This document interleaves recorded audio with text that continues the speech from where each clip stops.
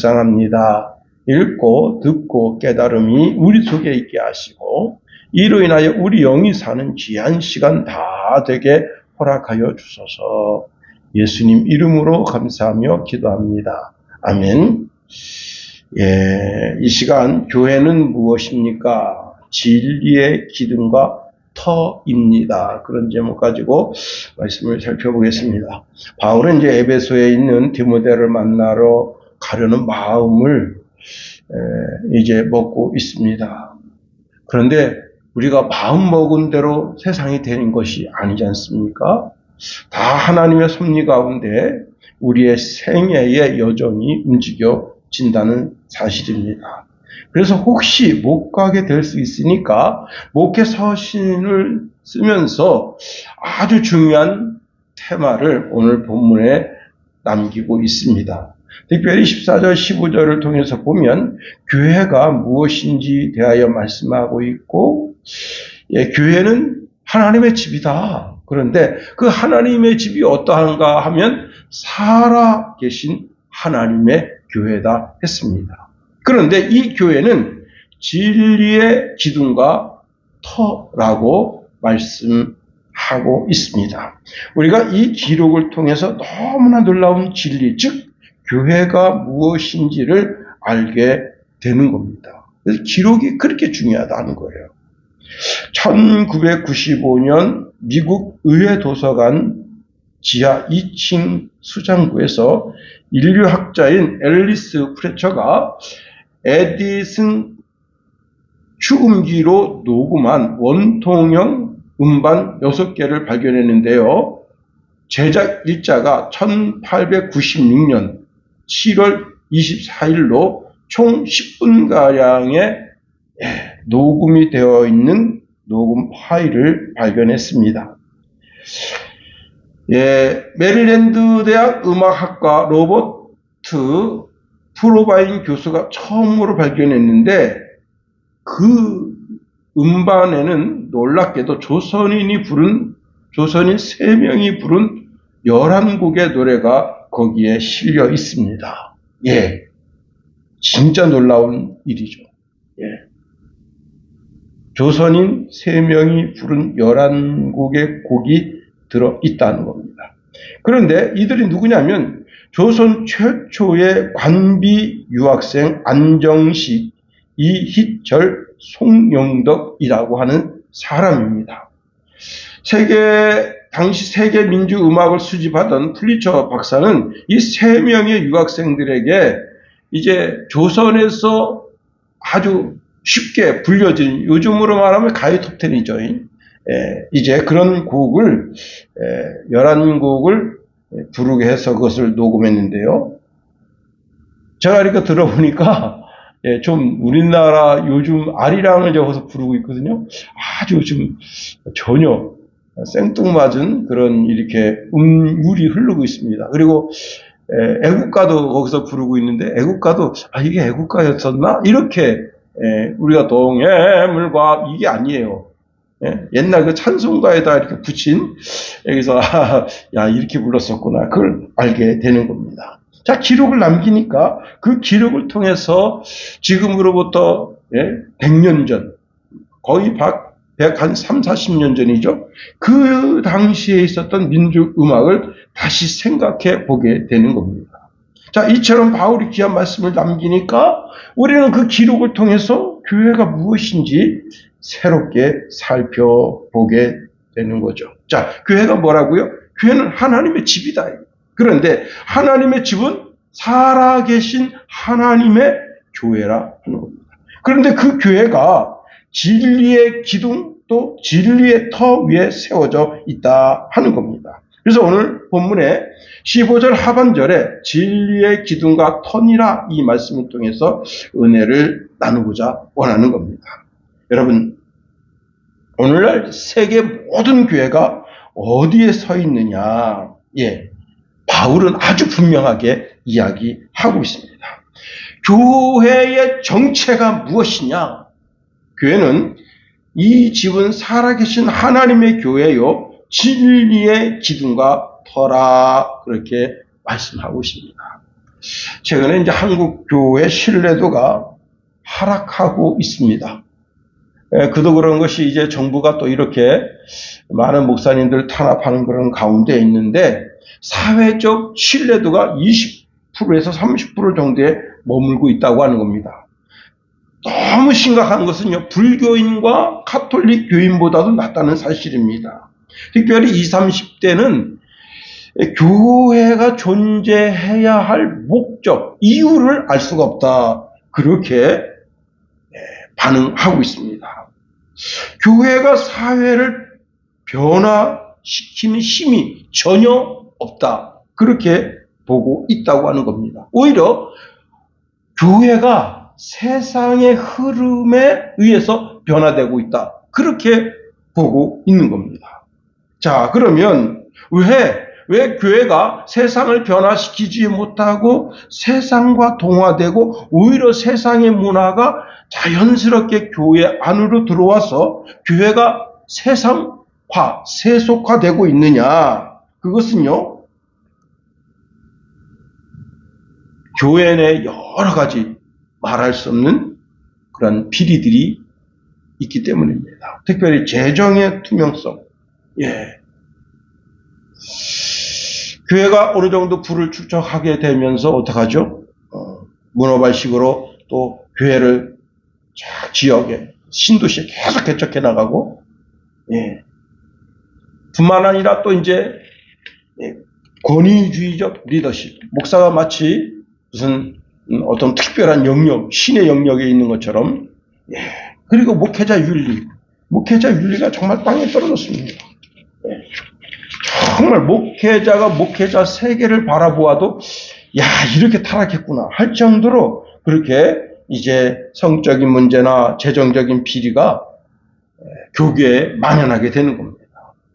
자, 그러니까 급변하는 세계의 변화를 오히려 교회가 그 급변하는 그 시대 속에서 원하는 윤리적, 도덕적인 그런 것을 교회가 보여주지를 못하고 있는 겁니다. 자, 그러면 왜 이런 일이 생기느냐? 교회가 붙잡아야 될 진리를 붙잡지 않고 허상을 지금 추구하고 있기 때문에 그렇습니다.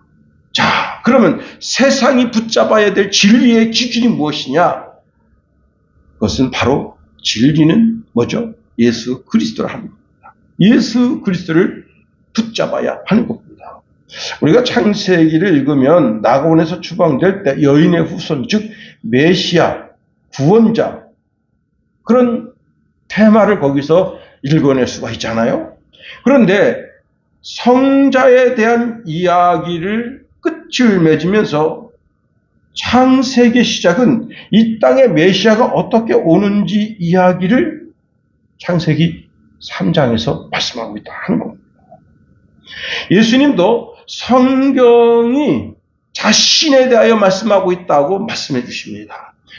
너희가 성경에서 영생을 얻는 줄 생각하고 성경을 연구하거니와 이 성경이 곧 내게 대하여 증언하는 것이라고 말씀하십니다.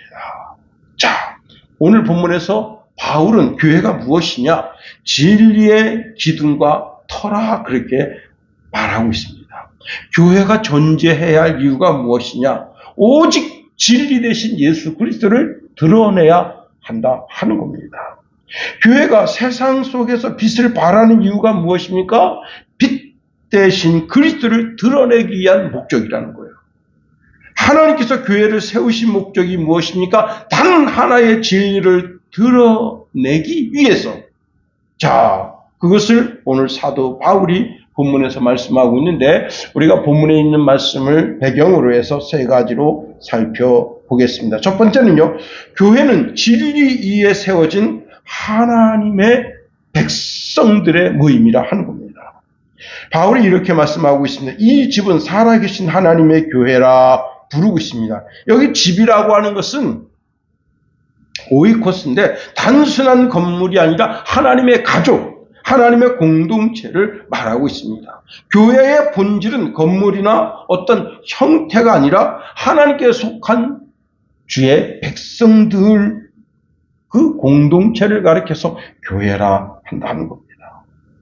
여기서 중요한 것이 있는데요. 그 공동체가 두세 사람이 모였든지 아니면 수만 명이 모였든지 그 한 사람 한 사람이 다 예수 그리스도를 주와 그리스도로 고백하는 사람들이라는 사실입니다. 예. 그러면 진리가 뭐냐? 진리는 바로 예수다. 예수님이 이렇게 말씀하시잖아요. 내가 곧 길이다, 진리다, 생명이다 말씀하십니다. 자, 먼저는 진리가 예수님으로 말미암아 땅에 계시되었다는 겁니다. 요한복음 1장 17절에 율법은 모세로 말미암아 주어진 것이요 은혜와 진리는 예수 그리스도로 말미암아 온 것이라 말씀하십니다. 예수님은 진리 그 자체라 하는 거예요. 예수님이 내가 곧 길이요 진리요 생명이라고 선언하실 때 예수님에게는 이미 은혜와 진리가 충만했다는 겁니다. 그렇습니다. 요한복음 1장 14절에 보니까 말씀이 육신이 되어 우리 가운데 거하심에 우리가 그의 영광을 보니 아버지의 독생자의 영광이요 은혜와 진리가 충만하더라 말씀하십니다. 그러니까 진리, 그러니까 우리가 이렇게 생각합니다. 어떤 특별한 사상을 추구하는 것인가? 어떤 사상적 개념을 우리가 이해해야 되는가? 아닙니다. 진리 그 자체가 예수님 자신이시다 하는 거예요. 오늘날 세상은요, 절대 진리를 거부하는 거예요. 즉, 절대 진리가 누굽니까? 예수님을 거부하는 거죠. 그리고 상대적인 진리를 자꾸 찾는 겁니다. 그래서 믿고 싶은 것만 믿고 믿고 싶지 않은 것은 믿지 않는 그런 이상한 시대 정신을 가지고 있는 겁니다. 그런데 성경은 분명하게 말씀하고 있습니다. 진리는 오직 하나이며 그 진리는 예수 그리스도다라고 말씀하고 있는 거죠. 그렇기 때문에 교회는 오직 어떻게 해요? 예수 그리스도라고 하는 진리 위에 서야 한다는 사실입니다. 예, 아주 오래전에는 교회에서 무슨 사업을 했는가 하면요, 어린이집 사업을 했습니다. 거기에 아주 집중했죠. 자, 그러다 보니까 많은 교회들이 전부 어린이집을 했습니다. 또 어린이집을 하면서 목회자의 삶이 윤택해지게 된 것도 사실이에요. 문제는 거기에 이제 올인하는 거죠. 교회가. 그때서부터 교회는 교회의 본질에서부터 벗어나게 되는 겁니다. 예. 또 어려운 이웃을 돌보는 목적은 좋아요. 그런데 후에는 그게 변질됩니다. 그러니까 교회가 무슨 복지기관처럼, 예? 어려운 이웃들에게 대하여 뭐 양말도 나눠주고 쌀도 나눠주고 밀가루도 나눠주고 설탕도 나눠주고 그런 목적으로 자꾸 변질화되어 가는 거예요. 물론 그게 복음을 위해서 그렇게 하는 경우도 있다 할 수 있지만 결국은 본질에서 벗어나게 된 겁니다. 또 여러분, 아프리카의 어려움에 직면한 이웃들 있죠. 우리가 텔레비전을 보면 그 텔레비전에서 이제 뭐 별의별 기관들이 다 기부를 할 것을 요구하잖아요. 그래서 교회가 그런 사업에 전심전력을 다하는 겁니다. 예, 또 뭘 하죠? 세계의 인권과 평화, 환경과 보건, 빈곤 퇴치, 구호활동, 예, 별의별 목적과 사업을 쫙 만들어서 거기에 매진하는 거예요. 제가 아주 오래전에 한 청년하고 이야기하는데 그 교회 목사님이 주일 오후에 3시서부터 6시까지 이제 그 서울의 이 둔치 있잖아요. 둔치에 축구장들이 많이 있잖아요. 그걸 하나 빌려서 여러 교회랑 이제 시합을 합니다. 그래서 청년들이 그게 되게 많이 나와요. 제1축구부, 제2축구부, 제3축구부까지 있습니다. 한 축구팀을 운영하려면요, 최소한 12명은 있어야 돼요. 그러니까 청년들이 바글바글합니다. 거의 한 100여 명이 넘어요. 그런데 문제는 뭐냐면 이 청년들이 1부 예배 나오는 게 아니라 2부 예배를 나와요. 왜? 축구하려고. 그래, 그 2부 예배 나와서 2부 예배를 드리고 난 다음에 전부 한강 둔치로 가서 거기서 축구를 하는 거예요. 그래서 목사님이 고민에 빠진 거예요. 그래서 이 축구부를 없애버린 거예요. 그런데요, 놀라운 일이 생겼습니다. 그 청년들이 다 교회를 그만둡니다. 그러니까 그 청년들이 사실은 뭐 때문에 나온 거예요? 축구하러. 교회 나와서 거기 소속돼가지고, 그래가지고 막 자기들 축구하고, 그러면 교회에서 이제 또 재정을 투입해가지고 저녁 식사도 제공하고, 그 다음에 목욕비도 제공하고, 막 이렇게 하니까, 예. 그래서 그 청년이 이제 저한테 이야기하는 거예요. 이게 뭐가 잘못된 거 아니냐. 왜 목사님 그걸 없애냐. 근데 저는 그 목사님이 그걸 없앤 취지를 알겠어요. 근데 그 목사님도 좀 약간 지혜롭지 못했구나. 100여 명 넘는 청년들이 다 나가버렸습니다. 그 교회가 작년은 한 50명밖에 안 되는데 청년들이 100여 명 넘습니다. 예. 그들을 잘 좀 인도했었더라면 얼마나 좋았을까 하는 그런 생각을 가지면서 교회는 무슨 문화센터가 아니다. 교회가 존재하는 목적과 이유를 잃어버린 거예요. 많은 교회들이.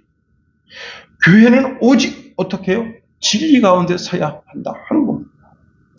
최근에 이제 인도네시아에 비가 엄청 왔습니다. 저는 이제 뉴스를 안 봤는데 아버님이 차를 같이 타고 나오는데 하시는 말씀이 아우 사람이 너무 많이 죽었다고. 근데 내가 무슨 말씀 하시는 거예요? 뉴스를 안 봤냐고. 뉴스를 못 봤는데 그날 저녁에 보니까 와 인도네시아 비가 엄청 와서 자동차가 그냥 막 여러분 엄청난 홍수에 그 집이 그냥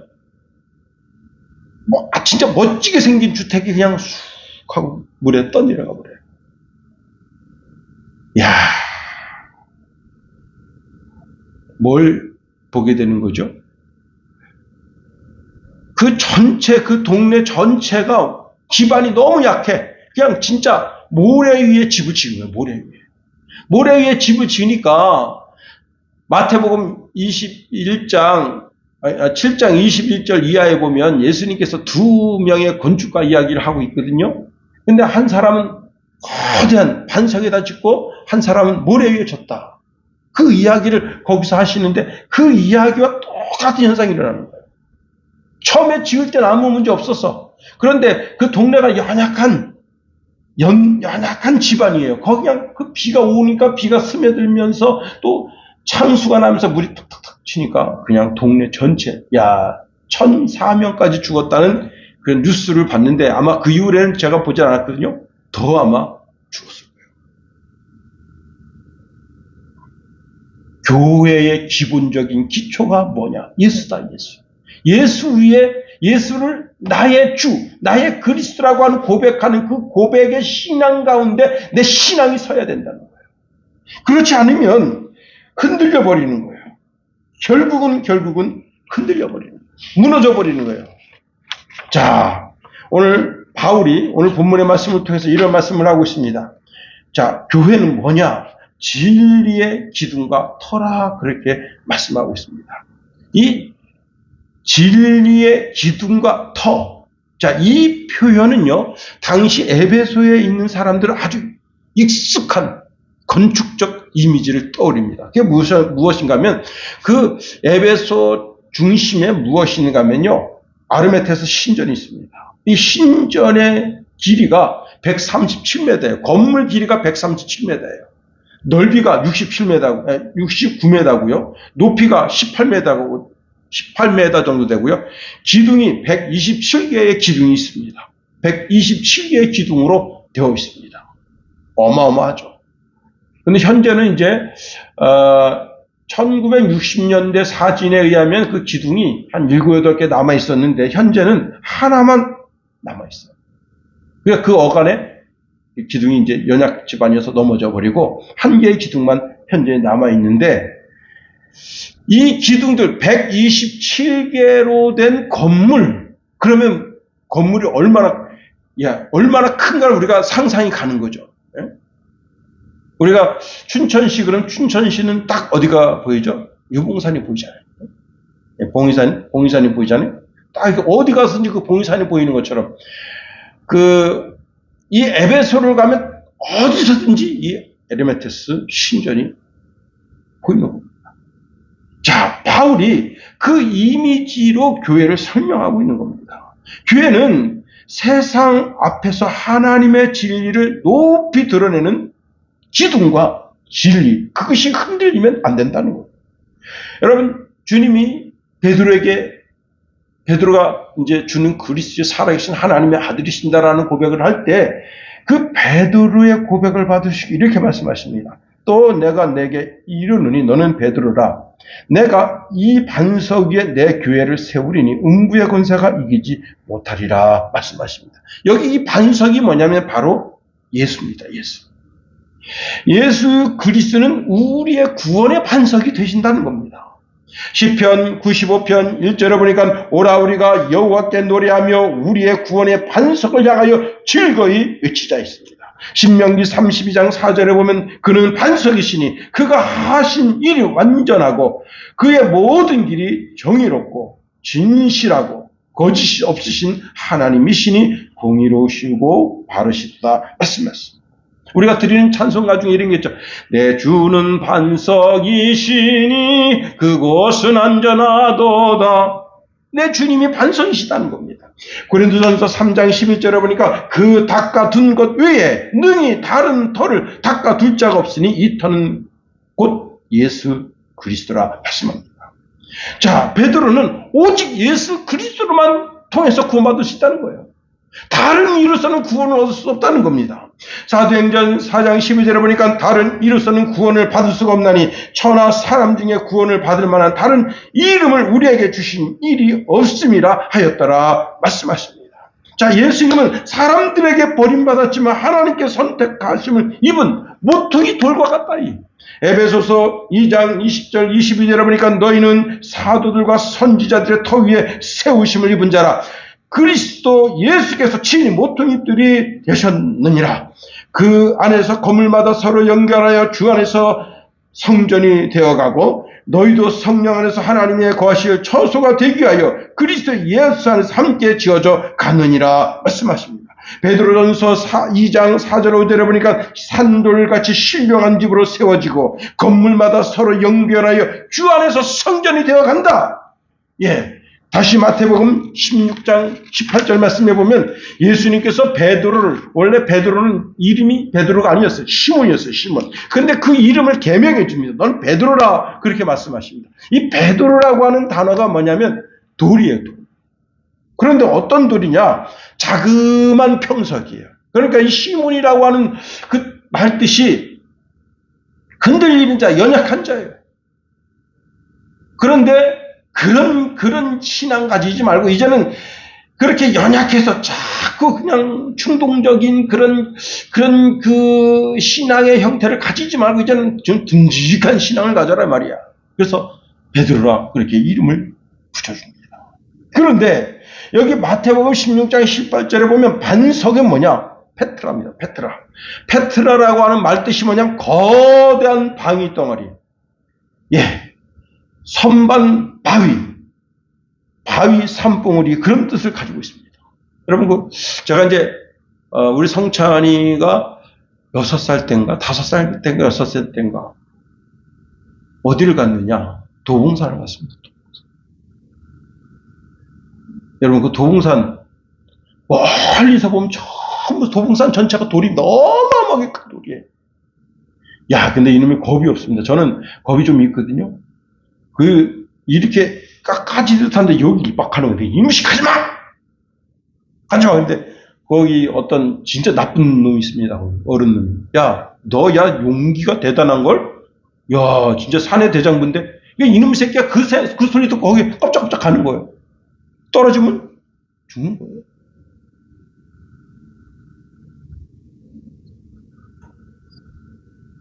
우리 주님은 산성이시다. 산성. 이런데 여러분 저기 못 올라가잖아. 응? 그래서 너 이무식이야. 딱 본다면 엉덩이야. 이무식이야. 왜 거기 가냐고 말이야. 근데 당신 말이야 그렇게 하지 말라고 말이야. 얘한테 애를 부추기지 말라고 말이야. 그래서 술 처먹고 응? 거기서 이제 애한테 용감한 걸 씩씩하게 잘 올라오는데 그러니까 그 소리에 그냥 저는 이제 간담이 막 녹아내리는 거예요. 얘가 이러고 가고 있어. 바위 밑에 보려고. 그런데 여기 페트라라고 하는 말이 반석이라는 말이 바로 그런 뜻이에요. 여러분 뉴욕에 가면 엠파이어 스테이트 빌딩 있잖아요. 어마어마하잖아요. 그런 건물을 질 수 있는 그 기본 베이스가 뭐냐? 거기에 전부 어마어마한 큰 바위 덩어리예요. 그래서 그 위에다 칠 수 있는 거야. 그때는 건축학이 그렇게 발달되어져 있지 않은 때도 그렇게 찍은 거예요. 우리나라 롯데월드 타워 이제 여러분 대단하죠. 응?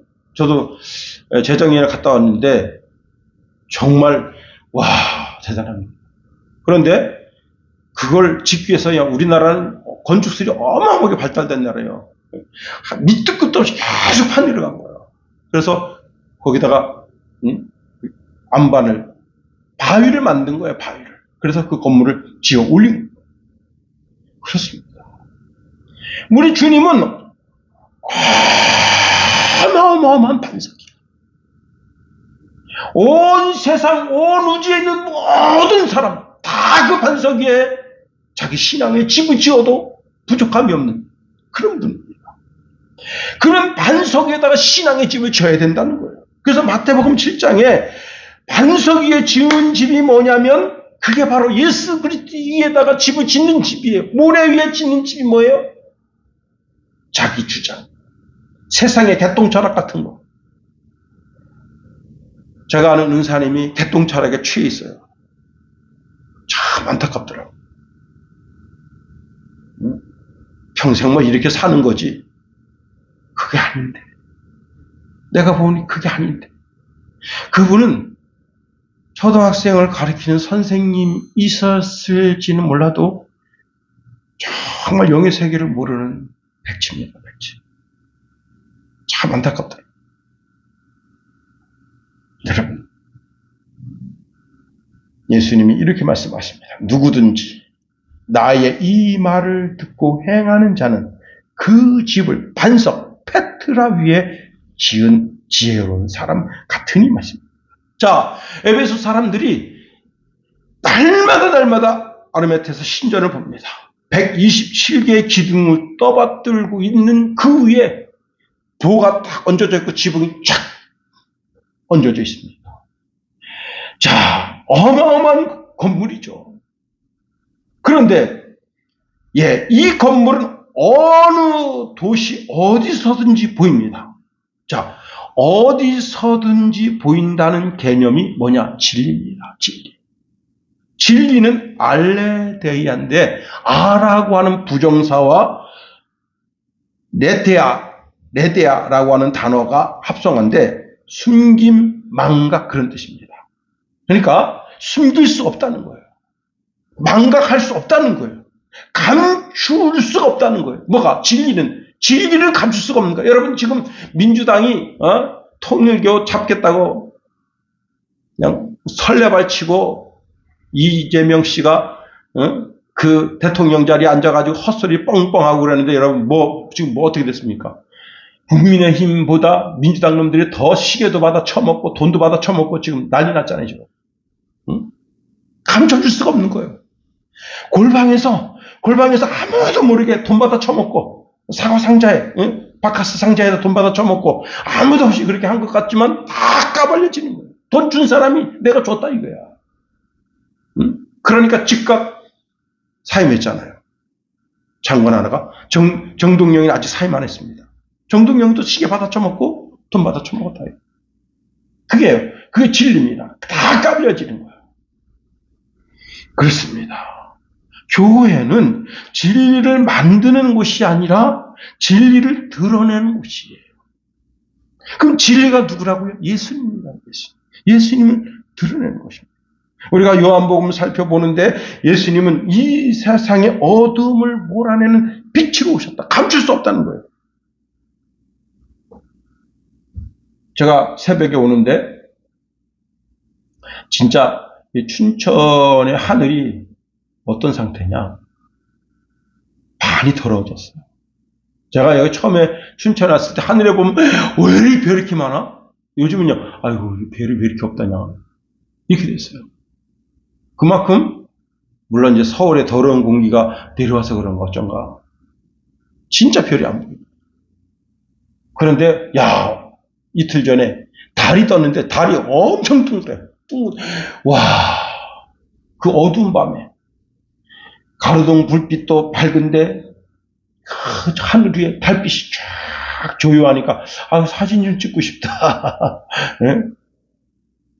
여러분, 어두우면 어두울수록 그 빛이 더 찬란하게 빛나는 거예요. 우리 주님의 그 빛을 감출 수가 없어요. 온 세상, 온 세계에 진리 되신 예수님이 드러나야 되는 겁니다. 더 나아가 오늘 본문의 말씀을 통해서 교회는 진리의 기둥과 터로 세상을 붙들어준다는 사실입니다.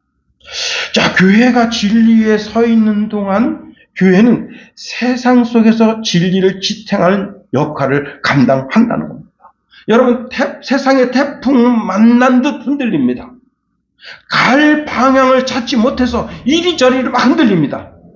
가치관이 끊임없이 변합니다. 정치나 경제, 문화, 철학 모든 것이 요동칩니다. 그런데 교회는 어때요? 흔들림 없는 지중점을 제공합니다. 여러분, 원래 그 공산주의자들이요, 모든 것을 뒤집거든. 그 모든 것을 뒤집는 사상을 가지고 있는 데가 민주당입니다. 모든 것을 다 뒤집는다. 그러니까 여러분, 대통령도 뒤집어. 대통령을 죽이는 게 뭐예요? 탄핵이잖아. 그러니까 대통령 되는 날서부터 탄핵 시위를 하는 거야. 뭐든지 다 뒤집는 거야. 그런데 교회는 그게 아니야. 교회는 여러분, 세상이 막 요동치고 흔들려도 절대적인 기준을 세상 속에 선포하는 겁니다. 간음하지 말아요. 도둑질하지 말아요. 속여 남의 것을 취하지 말아요. 내 부분을 공경하고. 여러분, 흔들리지 않는 기준을 제공하는 것이 바로 교회예요. 근데 교회가 무엇을 기반으로 하고 있습니까? 말씀, 하나님의 말씀을 기반으로 하고 있는데 그 하나님의 말씀이 진리다. 진리가 뭐예요? 예수다. 세상은 흔들리지 않는 진리를 요구한다는 사실입니다. 사람들은요, 절대 진리를 없다고 말하면서도 사실은 절대 진리를 찾고 있어요. 사람들은 진리가 없다고 말하지만 실제로는 진리가 있다는 사실입니다. 제가 오늘 이제 이란에서 이제 이 사람이 천재 소리를 듣는 청년이에요. 천재 소리. 그래가지고 이제 뭘 지원했는가 하면 의대를 지원한 거야. 그랬더니 이란 그 수뇌부에서 이 똑똑한 놈이 그 미국 서구식 사상을 가지고 의사 되면 편하게 이제 돈 벌고 그러려고 의대에 지원했다고 하면서 이 청년을요 강제 징집해가지고 최전방에 집어넣은 겁니다. 최전방에서 천재 소리 듣는 청년이 최전방에서 군사훈련 받고 이제 적과 대치하는데 여기 있다가 총알 맞이 죽게 생겼구나. 그래가지고 거기서 탈출했어요. 탈출해가지고 어떻게 해서 카나다로 갔습니다. 카나다로 가서 이제 근근히 이제 먹고 사는데 그래도 머리가 똑똑하니까 영화가 되는 거 아니에요. 먹고 사는데 거기서 이제 카나다 여자를 만났는데 기독교인 여자를 만난 겁니다. 이 여자가 만날 때마다 예수 얘기하는 거야. 만날 때마다 예수. 그래가지고 자기는 어떤 가치관이 있습니까? 그래도 어릴 때부터 계속 이슬람 문화권에 알라가 최고인 줄 알고 있고 그래서 그 여자랑 대화가 이루어지는데 늘 싸움이 일어나는 거예요. 그 예수라는 이야기를 할 때마다 싸움이 일어나는 거야. 그래서 이 남자가 이렇게 말했습니다. 그 예수 얘기 좀 그만하라. 그랬더니 이 여자가 이런 말을 했습니다. 내가 가장 존귀 여기는 사람이 당신인데, 이 세상에서 내가 만나는 사람 중에 가장 존귀 여긴 사람이 당신인데, 그 존귀 여기는 사람에게 가장 존귀한 분 한 분을 더 소개시켜 주려는데 그분이 예수다. 그런데 당신이 그 예수를 지금 거부하고 있다. 그러니까 내 말을 무조건 거부하지 말고 당신이 좀 깊게 생각을 해봐라. 그리고 나랑 이렇게 교제하면서 내가 예수에 대한 이야기를 충분히 했으니까 이제는 당신이 예수를 찾아봐라. 그렇게 이 여자가 충분했습니다. 그래서 이 남자가 그날 자기 집에 와서 이제 자기는 뭐라고 생각하냐면 예수는 큰 선지자 중에 하나지 그 이상도 그 이하도 아니라고 생각해요. 근데 이 남자가 이제 거기서 이슬람식 기도를 합니다. 예수여, 당신이 진짜 신이고 하나님의 아들을 맞습니까? 그렇다면 당신의 존재를 나한테 좀 드러내 보시오. 감추지만 말고. 기도하고 잤는데요, 밤에 어떤 신을 입은 사람이 머리에 상흔이 있고 손발이 찢겨 있는 상처를 입은 그런 상흔을 가지고 있는 사람이 자기 꿈에 나타났습니다. 그러면서 이렇게 말한 거야. 네 생각을 바꾸라. 생각을 바꾸라고? 그리고 며칠 지났습니다. 또 똑같이 그분이 나타난 거예요. 그래서 그 여자친구한테 이야기합니다. 내가 이렇게 잠을 자는데 발과 손에 상흔이 있고 머리를 상흔이 있는데 흰옷을 입었더라. 그 사람이 나한테 생각을 바꾸란다.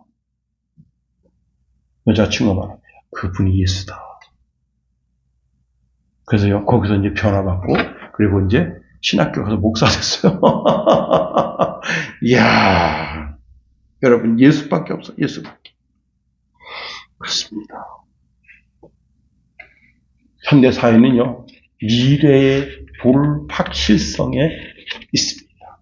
그래서 확실한 걸 붙잡고 싶어하는 거예요. 그런데 그 확실한 게 예수뿐입니다. 제가 이제 동해안에서 군생활했는데 거기 이제 등대가 있습니다. 야, 등대가요 빛이 쫙 비치는데 빛이 엄청 밝아요. 그리고 그 등대에 의해서 모든 배들이 방향을 잡습니다. 그 어두운 밤에. 그런데 이제 그 동해안에 뭐가 있냐면요. 어마어마한 정치망이 깔려 있어요. 그때 당시 4억 원짜리야, 그 정치망 하나가. 그러면 그때 제가 3,600원 월급 받았거든요. 그러면 이게 얼마짜리겠어요? 응? 지금 뭐 200만 원 가까이 받는다며. 그러면 이게 도대체 지금으로 말하면 400억 정도? 그 정도. 거기에서 뭐가 잡히냐면 참치가 쥐치가 잡혀. 쥐치. 어마어마하게 잡힙니다. 이 배들이 그 지륵 같은 어둠이에요. 정말. 바다가 까맣습니다. 아무것도 안 보여요. 그리고 안개가 끼면 그 등대가 구름을 쫙쫙 비춰요. 그런데 그 배가 쫙하게 자기 항구로 돌아옵니다. 근데 문제는 뭐냐면 배가 4시 반까지는 못 들어와요. 왜? 들어오면 간첩선이거든. 그러면 이게 무전을 해가지고 우리 군인들한테 내가 들어가려고 하니까 좀 봐달라. 그럼 여기 뭐가 있어야 되겠습니까? 그 배가 들어오려면 뭐가 있어야 되겠어요? 이게 있어야지. 군인들도 절대 안 보내줘요. 그러면 별 얘기도 안 해. 그 배가 보통 1시, 2시 이렇게 들어오면 그 사람들이 반드시 뭘 가져오느냐. 이 사람들은 쥐치만 필요해요. 거기에 뭐가 있어? 고등어, 방어, 별거 다 있어. 그럼 큰 망태기를 갖다가 군인한테 줍니다. 그러면 군인들은 그날 이제 고참들은 회 먹고 사병들은 이제 어서리탕이라 그래가지고 여러 잡곡이 넘어가지고 이제 매운탕. 근데 그렇게 맛있습니다. 막 잡아온 거로다가 예, 저는 회를 그래서 많이 먹어왔어요. 야, 근데 그 등대가 대단합니다. 쫙하게 자기 항구가 쫙 있어요. 조그만 항구, 큰 항구 다 있습니다. 그런데 그 등대를 보고 자기 방향을 잡습니다. 지금은 이제 GPS를 잡지만 그때는 GPS가 발달되어 있던 시대가 아닙니다. 그렇습니다. 여러분, 교회가 무너지면 진리의 증거도 희미해집니다. 사탄은 언제나 진리의 빛을 가리려고 해요. 그래서 성도를 공격하고 교회를 흔들고 교회의 거룩성을 아무것도 아닌 것처럼 만들어 보려고 합니다. 그러면 교회가 비치는 진리의 빛이 점점 흐려지면 어떻게 되느냐? 세상의 악이 승하게 됩니다. 그렇습니다.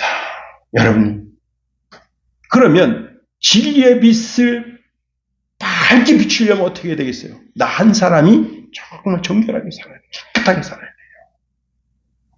오늘 교회가 다시 붙잡아야 될 사명이 있다면 그 사명은 예수 그리스도를 붙잡는 겁니다. 그 진리가 내 속에서 정말 내가 저지르는 죄악 때문에 흐려지지 않도록, 그래서 그 진리가 밝게 내 삶이 살아가는 삶 전체가 진리를 밝히는 삶이 되어야 하는 겁니다. 이제 말씀을 마칩니다. 여러분, 교회의 진리는 흔들리지 않아야 돼요. 즉 내가 흔들리면 안 되는 거예요. 시대는 변할 수 있어, 상황은 변할 수 있어, 환경은 변할 수 있어. 그러나 내가 흔들리면 안 돼요. 나는 더욱더 주의 진리인 그리스도 예수를 붙잡아야 되는 거예요. 그 영원한 반석이신 그 위에 내 신앙의 집을 멋지게 지어서 진리의 빛을 세상을 향하여 비추는 저와 여러분이 다 되기를 예수님의 이름으로 축원해 드립니다. 기도하겠습니다. 하나님, 우리를 붙드시며 인도하소서.